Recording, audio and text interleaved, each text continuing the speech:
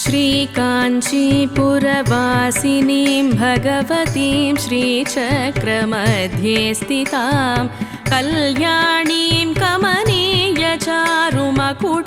कौसुम्भवस्त्रान्वितां श्रीवाणी सचिपूजिताङ्घ्रियुगलां चारुस्मितां सुप्रभां कामाक्षीं करुणामयीं भगवतीं वन्दे परां देवतां।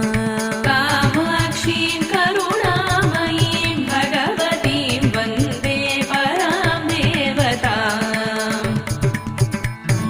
मालामौक्तिककन्धरां शशिमुखीं शम्भुप्रियां सुन्दरीं शर्वाणीं शरचापमण्डितकरां शीतां सुबिम्बाननां वीणागानविनोदकेलिरसिकां विद्युत्प्रभाभासुरां कामाक्षीं करुणामयीं भगवतीं वन्दे परां देवतां। कामाक्षीं करुणामयीं भगवतीं वन्दे परां देवतां।